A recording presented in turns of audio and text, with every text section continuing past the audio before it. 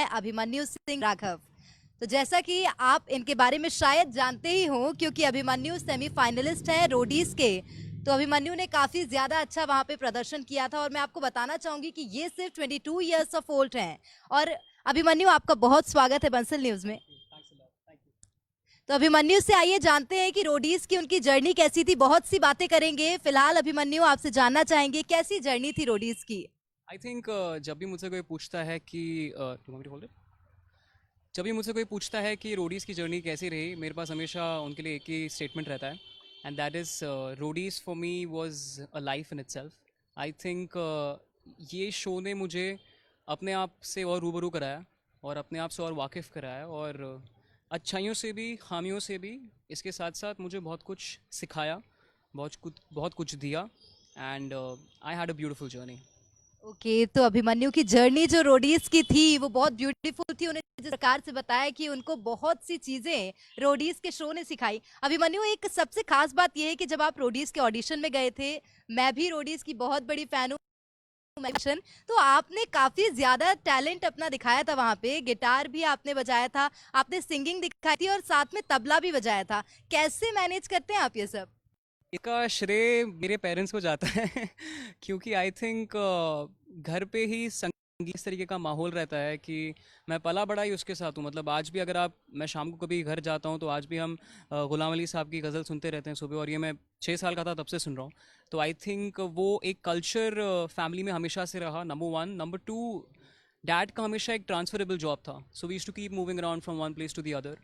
तो मेरे लिए किसी भी नई जगह पे एक निश क्रिएट करने के लिए मैंने सोचा कि अगर मुझे अपना एक इमेज बनानी है किसी भी स्कूल में, I should be more into cocurricular activities.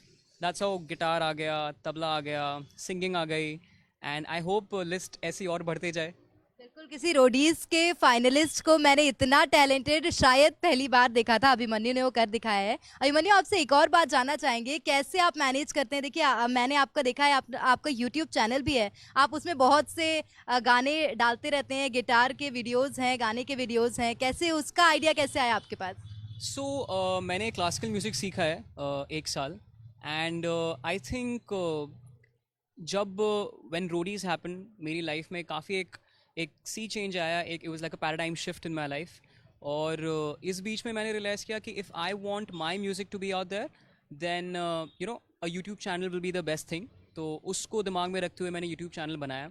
और मुझे ऐसा लगता है कि अगर आप एक छोटा वीडियो डालो पर वो इम्पैक्टफुल वीडियो हो तो वो ज़्यादा चलता है, रादर देन एक लॉन्ग वीडियो डालो आप। That's why I started putting small bits of song, जो जो मुझे सबसे अच्छा पार्ट लगता था सॉन्ग का, जो मुझे लगता था कि मैं अच्छा गा सकता हूँ, मैंने वो डालना शुरू किया, and that's how YouTube started happening. And अभी भी चल रहा है। I am still planning to modify my content. तो अभी सिर्फ म्यूज़िक है। I will soon be posting fitness का कॉन्टेंट, हेल्थ एंड वेलनेस का कॉन्टेंट, बिकॉज मैं चाहता हूँ कि लोग मेरे बाकी पर्सनालिटी फैसेट से भी रूबरू हों, ना कि सिर्फ म्यूज़िक से। So let's see how things unfold. बिल्कुल, तो अभिमन्यु काफी ज्यादा फिट है। शायद उन्हें अभी फुल शर्ट टी शर्ट पहनी है, इसलिए उनकी जो बॉडी है वो एक्सपोज नहीं हो पा रही है। लेकिन मैंने रोडीज के बहुत से एपिसोड्स देखे थे, अभिमन्यु ने काफी ज्यादा खुद की बॉडी को एक्सपोज किया, क्योंकि उन्होंने उसके लिए मेहनत भी की है। अभिमन्यु, यही जानना चाहेंगे आपसे, कैसे आपने अपने फिटनेस को टाइम दिया? सो जैसे मैंने कहा था, म्यूज़िक का श्रेय मेरे पेरेंट्स को जाता है, फिटनेस का श्रेय मेरे पेरेंट्स और मेरे गुरु को जाता है। तो मेरे जो कोच थे जिन्होंने मुझे ट्रेन किया, उनकी सबसे ख़ास बात ये थी कि उन्होंने मुझे सिर्फ बॉडी बनने के लिए या बनाने के लिए ट्रेन नहीं किया। उनका ये नज़रिया था कि अगर इंसान को फिट रहना है तो बॉडी से ज़्यादा दिमाग से फिट होना बहुत ज़रूरी है।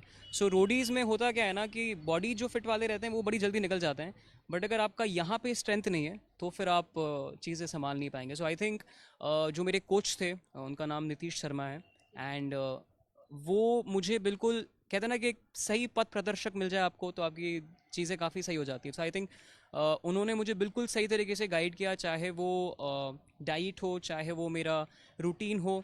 इसके साथ साथ मुझे याद है कि इस पूरे दौरान जब मैं रोडीज़ के लिए प्रिपेयर कर रहा था, एक्सरसाइज के साथ साथ मुझे भगवत गीता भी पढ़ाई जाती थी।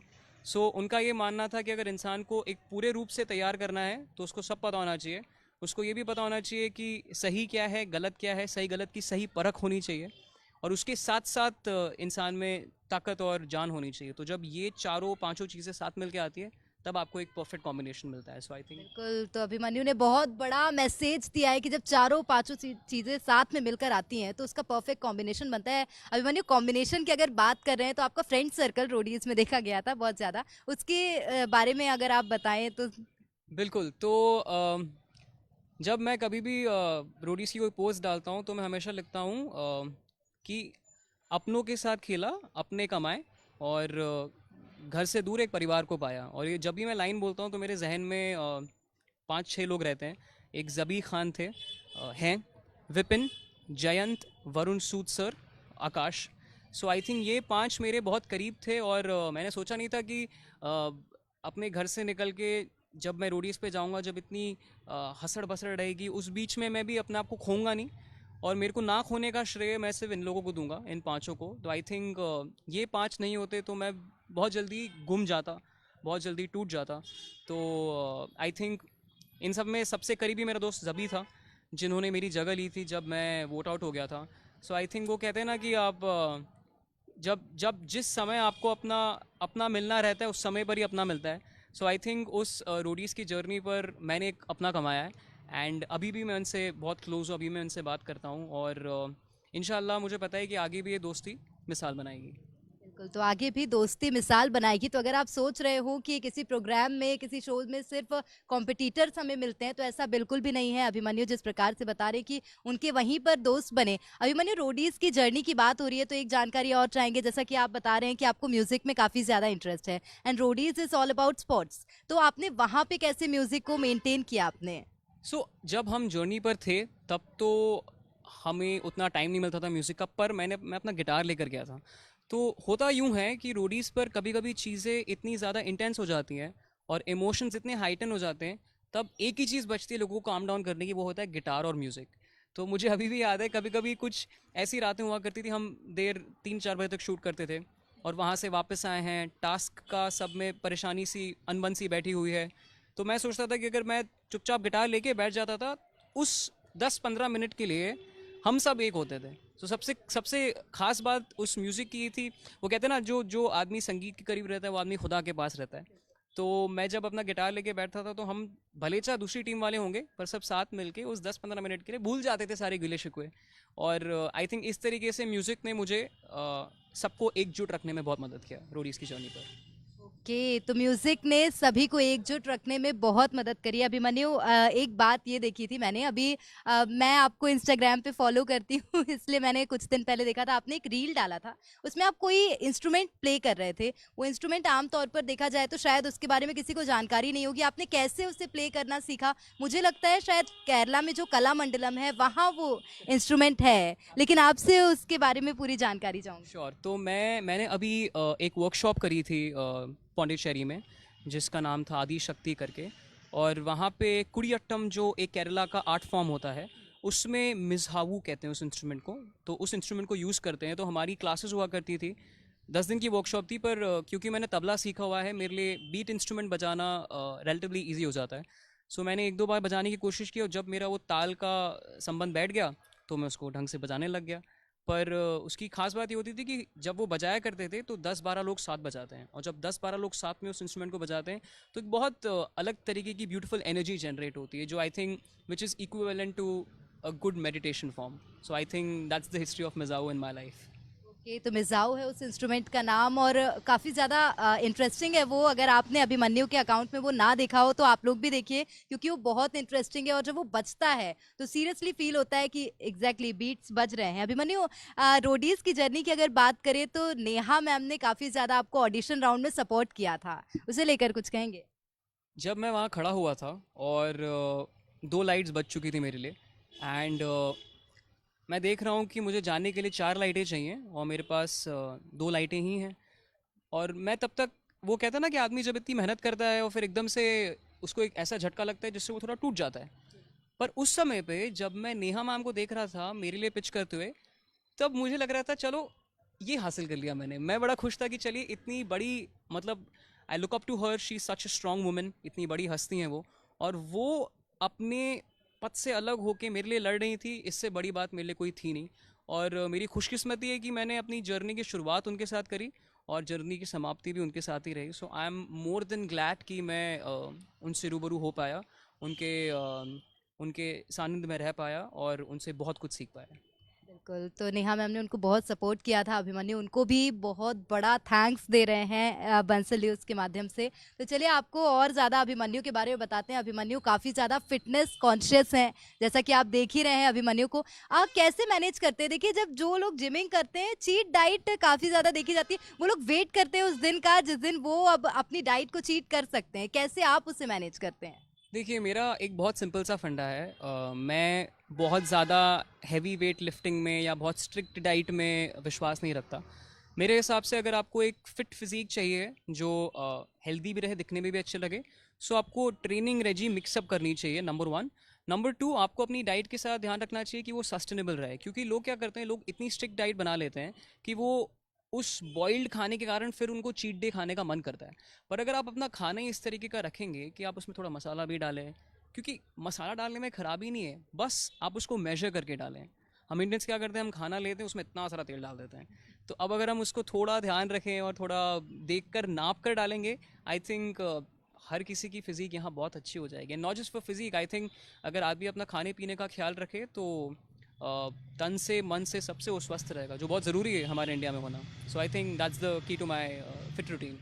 बिल्कुल, तो खाने-पीने का ज़्यादा ध्यान रखना चाहिए, ये शायद सबके लिए ज़रूरी है। ये बहुत बड़ा मैसेज है जो अभिमन्यु ने दिया, बहुत थैंक यू क्योंकि हम लोग अधिकतर देखते हैं इवन मैं अपनी ब बात अगर करूँ तो खाने-पीने में मोस्टली ऐसा होता है कि सोच लेते हैं चल जाता है यार, लेकिन नहीं, खाने-पीने में बहुत ज़्यादा ध्यान देना चाहिए क्योंकि वो हमारी मेंटल हेल्थ के लिए भी बहुत ज़्यादा नेसेसरी होता है। अभिमन्यु, बात करें अगर आपके हॉबीज़ की, म्यूज़िक तो आपका पैशन है, लेकिन हॉबीज़ की बात करें, क्या करते हैं आप फ्री टाइम में? मुझे जो एक चीज़ आई थिंक मैं इंटरव्यू पे बता नहीं पाया, मुझे किताब पढ़ने का बहुत शौक है। सो मुझे I really like reading books on philosophy. काफ़ी डिफरेंट फिलोसफर्स के स्कूल्स को पढ़ना पसंद करता हूँ मैं। मुझे वैदिक लिटरेचर पढ़ने का बहुत शौक है, और ये वैदिक लिटरेचर का पढ़ने का शौक मुझे आई थिंक लॉकडाउन के दौरान आया। तो लॉकडाउन के दौरान जब हम सब इंसान परेशान हो गया था, तो मैंने रियलाइज़ किया, जब I think this is my personal experience, और मैं चाहूँगा ये सब आप सब भी ट्राई करें, कि मेरी परेशानी को हल करने में बहुत बड़ा हाथ था गीता का। सो आई थिंक जब मैंने उस लॉकडाउन के दौरान दौरान अपनी वैदिक लिटरेचर को पढ़ा, चाहे वो गीता की किताब हो, चाहे वो इस्कॉन की कोई किताब हो, सो आई थिंक तब मैंने रियलाइज़ किया कि हम लोग कभी कभी चीज़ों को कुछ ज़्यादा टाइटली पकड़ लेते हैं, और उसके कारण हम कहते हैं ना, खुद ही के लिए परेशानियाँ क्रिएट करते हैं। सो मुझे किताब पढ़ने का बहुत शौक है। मुझे अपने घर वालों के साथ समय बिताने का बहुत शौक है। मेरे उतने दोस्त नहीं हैं यहाँ पे, पर मेरे आई थिंक मेरे मेरे बेस्ट फ्रेंड अगर आप पूछेंगे तो वो मेरी मम्मी पापा और मेरी बहन है। सो आई थिंक ये जो दो और चीज़ें हैं वो हॉबीज़ में आएगी, कि मुझे एक तो किताब पढ़ने का बड़ा शौक है, और अपने घर वालों के साथ समय बिताना। घर वालों के साथ टाइम बिताना देखा जाता है कि जब लोग धीरे-धीरे आगे बढ़ने लगते हैं तो फैमिली को काफ़ी ज़्यादा मतलब लाइटली लेते हैं, फैमिली के साथ इतना टाइम स्पेंड नहीं करते। लेकिन अभिमन्यु जो बात बता रहे हैं कि उन्हें फैमिली के साथ टाइम स्पेंड करना बहुत अच्छा लगता है, सीरियसली ये बहुत अच्छी बात है अभिमन्यु कि आपको फैमिली के साथ टाइम स्पेंड करना अच्छा लगता है, आपको बुक्स पढ़ना अच्छा लगता है। गीता की अगर बात करें तो ऐसी कौन-सी बातें हैं जो आपने गीता से सीखी हैं और जो लोगों को भी आप बताना चाहेंगे? सो उसमें एक मुझे अभी भी याद है जब वो पार्ट रहता है जहाँ पे अर्जुन कह रहे हैं कृष्ण को, I think this is the first part, observing the armies chapter का नाम है। और उसमें इस तरीके से बात हो रही है कि अर्जुन कह रहे हैं कि मैं ना अब वहाँ पे तो मेरे गुरु खड़े हैं, वहाँ पे जिन लोगों ने मुझे सिखाया है वो खड़े हैं, जिन लोगों ने मुझे ट्रेन किया है वो खड़े हैं, तो मैं उनको कैसे मारूंगा। सही गलत की बात आ जाती है। तो सही गलत की बात को सही तरीके से समझाने के लिए कृष्ण भगवान कहते हैं कि ये तुम्हारा धर्म है। सो जो उनने जिस तरीके से धर्म को समझाया है, कि हर इंसान का एक एक तरीके का धर्म होता है, और अगर आदमी उस धर्म को सही तरीके से परखना समझना सीख जाए, तो वो सही गलत की जद्दोजहद में नहीं फंसेगा। लोग क्या करते हैं, लोग धर्म और कर्म दोनों को भूल जाते हैं, या फिर या तो धर्म करते हैं कर्म को भूल जाते हैं। सो सही तरीका ये है कि आपको पूरी चीज़ को एक होलिस्टिकली समझना चाहिए।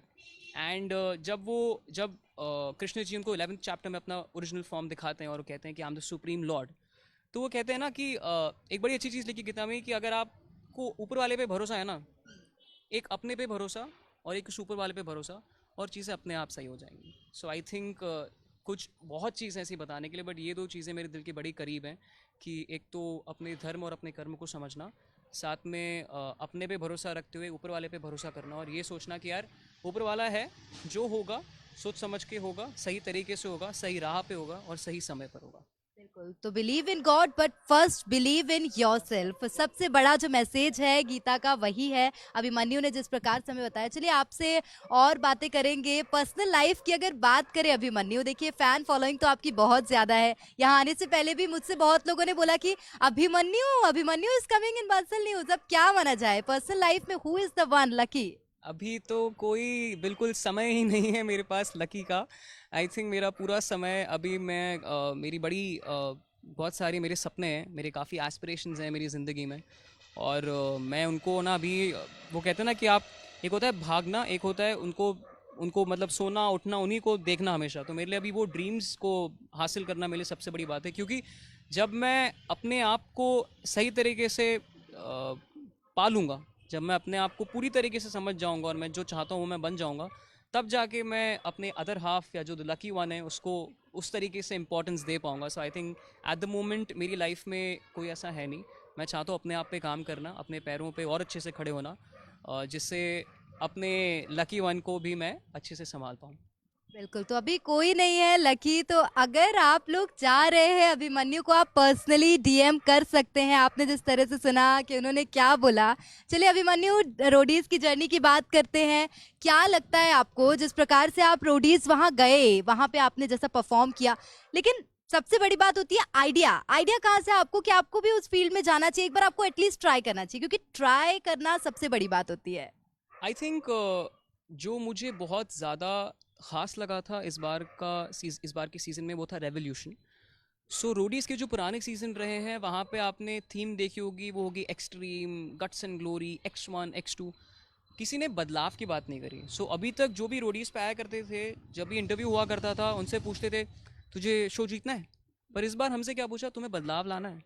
सो आई थिंक वो जो बदलाव की चीज़ थी कि यार मैं इस शो पे आके अगर जो मैं कर रहा हूँ, अगर मैं उस तरीके से वो इतना बड़ा शो है, इतने लोगों की रीच है इस शो पर, और अगर इस शो पे मैं अपने चीज़ों को व्यक्त कर पाऊँ, एक तरीके से उन्हें एक मीडियम दे पाऊँ, सो मुझे लग रहा था कि मैं भी कहीं ना कहीं कुछ ना कुछ कंट्रीब्यूट कर पाऊँगा, be it in terms of health and wellness, be it in terms of I don't know spending time with family. तो जब मैं शो पे गया था, मुझे ये था कि मेरे लिए मुझे ट्रॉफी नहीं जीतनी थी। मुझे ये था कि अगर आज से 10 साल बाद भी ये शो देखा जाएगा तो लोग ये बोलेंगे कि यार इसने ना ये सिखाया कि भरोसा आज भी किया जाता है, इंसान आज भी खूबसूरत होते हैं, उन्हें सिर्फ एक सही तरीके से समझने की ज़रूरत है, और ये ज़रूरी नहीं कि आप ही हमेशा सही हो सकता है आप गलत हो। सो आई थिंक मैं वो चाहता था कि मैं जब मेरा सफ़र ख़त्म हो, तब लोग देख कर ये कहें कि हाँ यार, जब बात बदलाव की थी ना, तो इस इंसान ने कुछ ना कुछ बदलाव तो किया है। बिल्कुल, तो बदलाव सबसे बड़ी बात है, और अभिमन्यु ने शायद यही प्रूव करने की कोशिश की अपने पूरे रोडीज के शो में कि बदलाव उन्होंने किया है। ये जो ऑडियंस है रोडीज की, वो हमेशा याद रखे। Abhimanyu, Roadies is not the destiny as per you know, what about further, आप आगे क्या करना चाहेंगे? सो अभी अगर आप मुझसे पूछती हैं आगे का, सो आई थिंक एक शब्द जो मुझे बहुत फैसिनेट करता है वो है आर्ट, क्योंकि मैं हमेशा घिरा रहा हूँ आर्टिस्टिक चीज़ों से, be it music, be it guitar, be it singing. So I think I would solely want to explore more opportunities in the field of art. जब मैं कहता हूँ आर्ट, मतलब म्यूज़िक भी, मतलब थिएटर भी, मतलब इंस्ट्रूमेंट प्लेइंग भी, बैंड भी।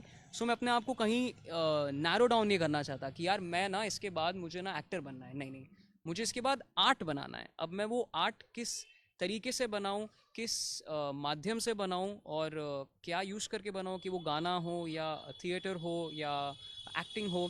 सो मैं वो अपने सारे ऑप्शन ओपन रखने चाहता हूँ। बट हाँ, आज से अगर मैं अपने आप को 10 साल बाद कहीं देखता हूँ, तो मैं अपने आप को 10 साल बाद ऐसा आर्ट बनाते हुए देखता हूँ जो इंसानों को सही तरीके से मूव कर पाए। तो आर्ट आर्ट जो है वो सबसे ज़्यादा इम्पोर्टेंट है। अभिमन्यु भी उसी को लेकर आगे फर्दर करना चाहेंगे, और चेंज की जैसे उन्होंने बात करी, वो निश्चित तौर पर रोडीज से अब अलग हट के आर्ट की ओर जाना चाहेंगे, क्योंकि रोडीज में भी हमने देखा था वो बहुत क्रिएटिव दिखाई दिए थे। म्यूजिक की बात करी जाए तो उसमें भी उन्होंने गिटार प्ले किया था, तबला प्ले किया था। अभिमन्यु, एक मैसेज जो आप लोगों को देना चाहते हो कि उन्हें भी अपनी लाइफ में कुछ चीज़ें, कुछ सावधानियां रखनी चाहिए ताकि वो आगे एक ब्राइट फ्यूचर बना सके। आई थिंक वन मैसेज जो मैं हर बार हर दिन सीखता हूँ और हर दिन मैं इसको ना घोट बना के पी चुका हूँ। वो ये है कि प्लीज़ अपने मम्मी पापा और अपने परिवार के साथ और बड़े बुज़ुर्गों के साथ समय बिताएं, क्योंकि आजकल क्या हो रहा है, जिस तरीके से चीज़ें हो रही है, जैसे लॉकडाउन हो रहा है, ये परेशानियाँ हो रही है, इसमें क्या हो रहा है ना, जो जब स्पेशली टीनेजर्स हैं या हमारी एज के बच्चे हैं, उनकी बहुत लाइफ में प्रॉब्लम्स बढ़ गई हैं और वो प्रॉब्लम शेयर नहीं करते हैं। और शेयर क्यों नहीं करते? क्योंकि उन्हें कहीं ना कहीं घबराहट होती है, कहीं ना कहीं वो भी थोड़े घबराए रहते हैं, कहीं ना कहीं पेरेंट्स भी कभी कभी जज करते हैं। सो आई थिंक यंगस्टर्स को जितना हो सके अपने फैमिली के साथ टाइम स्पेंड करना चाहिए, और मम्मी पापा और आई थिंक जो जो बड़े बुजुर्ग हैं घर में, उन्हें ध्यान रखना चाहिए कि एक ओपन माइंडेड और एक ब्रॉड विजन से उनके बच्चों की चीज़ों को समझें, उनको परखें, क्योंकि उनके सगे उनके बच्चे हैं और बच्चों के सगे उनके मम्मी पापा हैं। सो आई थिंक दोनों को एक दूसरे को और चीज़ समझना चाहिए और समय बिताना चाहिए, और अगर ये होने लग गया, मैं आपको लिख के बताता हूँ, आधी परेशानियाँ इस दुनिया में ख़त्म हो जाएंगी।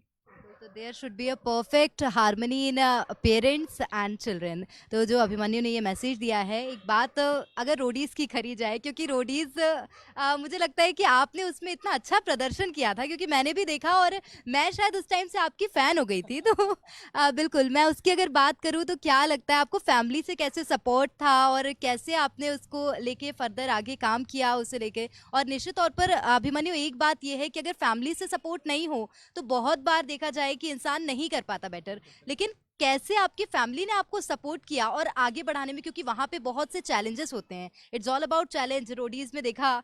तो कैसे आपने फैमिली से मेंटल सपोर्ट लिया? अगर आज ये मम्मी पापा और मेरी बहन नहीं होते तो मैं यहाँ बैठा भी नहीं होता, और मैंने आई थिंक आधी चीज़ें अपनी ज़िंदगी में करी नहीं होती। सो आई थिंक इन लोगों का कांस्टेंट सपोर्ट था सिंस डे वन। मैंने अपना GD1 GD2, मेरा PI, मेरा कलिंग, मेरी मम्मी मेरे साथ गई थी बॉम्बे, और मैं उन्हीं के साथ जाता क्योंकि मेरी लकी चार्म है वो। और जो मेरी बड़ी बहन है, वो कहते हैं ना कि अगर कोई बच्चा घर में, अगर एक बच्चा सही राह पे निकल जाए तो दूसरा एक्सपेरिमेंट कर सकता है। तो मैं वो एक्सपेरिमेंट करने वाला हूँ, क्योंकि मेरी बहन एक टॉपर है। She works with a multinational company, एकदम आइडियल डॉटर है वो। सो आई थिंक उनका बहुत बड़ा श्रेय है कि मैं अपने आप पे एक्सपेरिमेंट कर पाया, मैं अलग अलग फील्ड्स ट्राई कर पाया। मेरे मॉम डैड ने मुझे हमेशा सपोर्ट किया, चाहे वो जब मैं ड्रॉप आउट होकर घर आया था, जब मैं खुद घुमा हुआ था, समझ नहीं आ रहा था क्या सही है क्या गलत है। ऐसे समय पे अगर आपको मम्मी पापा ये कह देते हैं ना कि चलो कोई नहीं बेटा, सब ठीक हो जाएगा, सो आई थिंक वो आपको एक बहुत बड़ा बूस्ट देता है। So I think these people were there since the start of it. वो नहीं होते तो आज मैं यहाँ पे नहीं होता। मैं हमेशा कहता हूँ कि मेरी जो भाषा है उसका श्रेय मैं अपने पिता को देता हूँ, जो मेरी गाने की कला है उसका श्रेय मैं अपनी मम्मी को देता हूँ, और जो मेरी मेहनत की कला है उसका श्रेय मैं अपनी बहन को देता हूँ। तो क्या माना जाए अभिमन्यु, आप गाने का श्रेय तो मम्मी को देते हैं और भाषा का श्रेय पिता को देते हैं। गाने की अगर बात की जाए तो क्या आपकी मम्मी ने आपको घर पे भी क्लासिकल म्यूजिक सिखाया था? जैसा कि आपने बताया 1 साल आपने क्लासिकल ट्रेनिंग ली है। नहीं नहीं, उन्होंने मुझे सिखाया नहीं। आई थिंक म्यूज़िक का जो सेंस डेवलप होना रहता है ना, वो सुनने से बहुत आता है। सो मेरे घर पे हमेशा पुराने समय के गाने आज भी चलते हैं। तो जब बच्चा वो सुन सुन के बड़ा होता है ना, तो उसकी म्यूज़िक को अंडरस्टैंड करने की स्किल बढ़ जाती है। सो उसमें मम्मी का बहुत बड़ा हाथ है, क्योंकि हर दिन शाम को जैसी सूरज ढला, मम्मी ने फटाक से पर्दे लगाए और उनने वो ऑन कर दिया गाना, और फिर गज़ल सुनते रहे। सो आई थिंक वो पूरा श्रेय उनको ज़्यादा है, तभी मैं म्यूज़िक को और अच्छे से परख पाया। बिल्कुल, तो मम्मी ने अभिमन्यु को म्यूजिक की ओर परस्यू करने के लिए सबसे बड़ा मोटिवेशन दिया था। अभिमन्यु, बहुत धन्यवाद, आप हमारे साथ जुड़े, आपने हमसे बातें करी। Thank you very much, thank you. Okay, तो हमारे साथ अभिमन्यु थे, रोडीज के सेमीफाइनलिस्ट हैं ये, 22 इयर्स के हैं और उन्होंने बहुत कुछ कर दिखाया है, बहुत क्रिएटिव हैं। बात करी हमने उनसे, फिजिकली फिट हैं, बहुत से टैलेंट परस्यू कर रहे हैं अभिमन्यु, गिटार बजाते हैं, सिंगिंग करते हैं, तबला बजाते हैं, और जैसा कि मैं अभिमन्यु, सॉरी उस इंस्ट्रूमेंट का नाम भूल गई, एक नया इंस्ट्रूमेंट है कलामंडलम में, आप वो देख सकते हैं, मजाऊ, उसको भी प्ले करते हैं। तो बहुत टैलेंटेड है अभिमन्यु। उन्होंने एक मैसेज ये दिया है कि हमें लाइफ में सिंसियर होना चाहिए, फैमिली का सबसे बड़ा सपोर्ट होता है। और इसी के साथ बंसल न्यूज़ की इस खास पेशकश में इतना ही। देखते रहिए बंसल न्यूज़।